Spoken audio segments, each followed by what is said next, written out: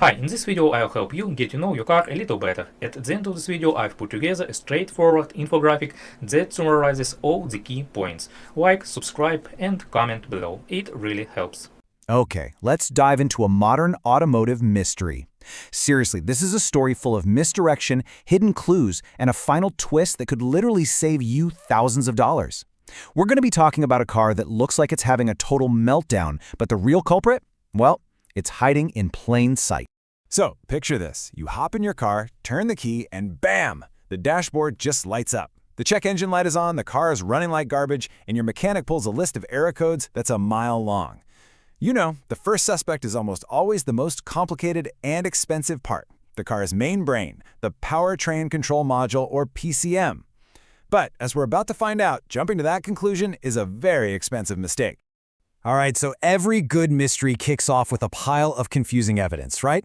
And this car is absolutely no exception. Let's start digging into the initial clues it's giving us.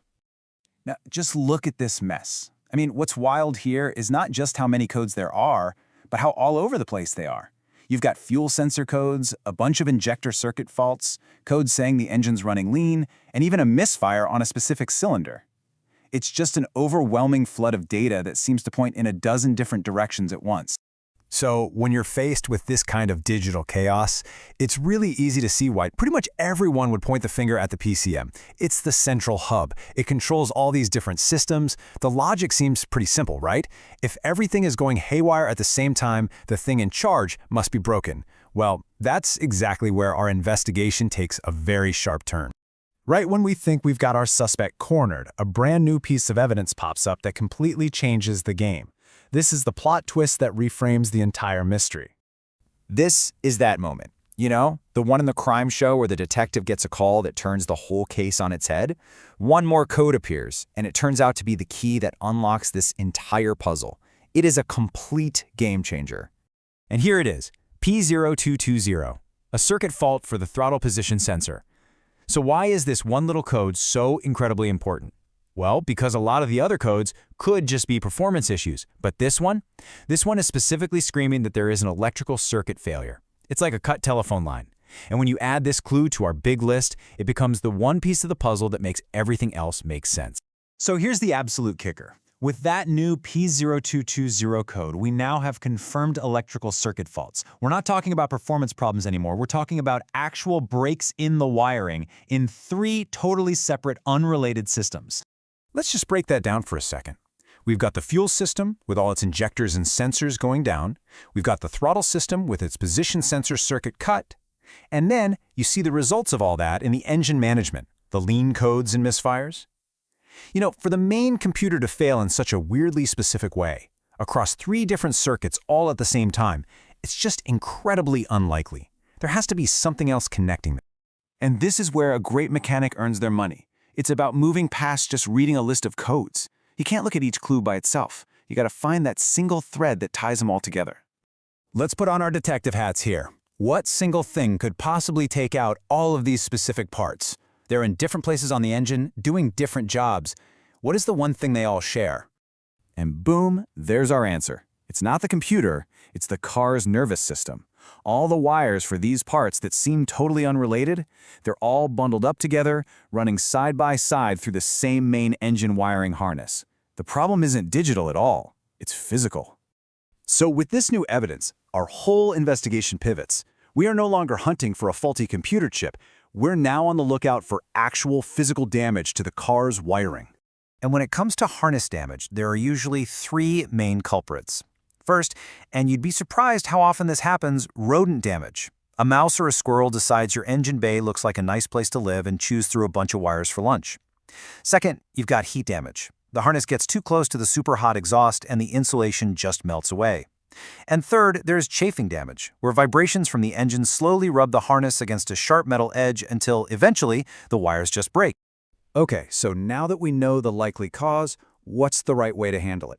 This right here is the part that can save you a massive headache and a whole lot of money. Let's lay out the action plan. First things first, forget about plugging in a new computer. Step 1, and this is absolutely crucial, is a good, old-fashioned, thorough visual inspection. You've got to get in there and look. 90% of the time, you can actually see the damage. chew marks, melted plastic, or frayed wires.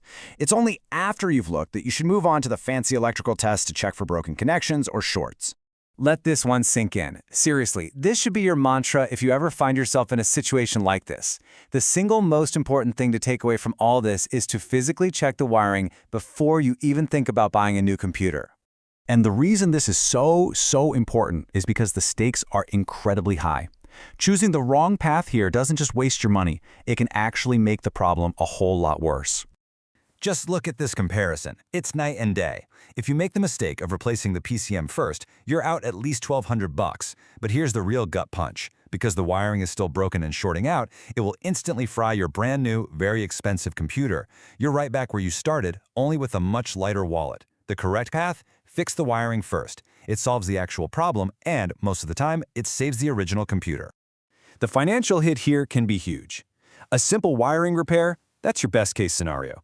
But if you ignore the problem or start replacing the wrong parts, you could easily end up in that worst case scenario, needing a whole new wiring harness and a new computer, pushing $4,000. The difference between best and worst case is all in the diagnosis. So let's just hammer home the correct order one last time, because it's that important. Step 1. Find and fix the physical damage to the wires. Step 2. Test the individual parts, like the injectors and sensors, to make sure they weren't damaged by the shorts. And then, and only then, as the very last step, you check to see if the PCM itself is okay. And that's the final verdict. The car's computer wasn't confused, its nervous system was literally severed. What looked like some super complex digital nightmare was, in the end, a pretty straightforward physical problem. This was never a job for a computer programmer. It was a job for someone with a soldering iron and a little bit of patience. When you think about it, that one little error code, the P0220, was the clue that cracked the entire case and stopped a massive, expensive mistake from happening. It really makes you think, doesn't it? When you're faced with a complex problem, are you looking at all the evidence, or are you just jumping to the most obvious and often most expensive conclusion? What's the critical clue that you might be overlooking?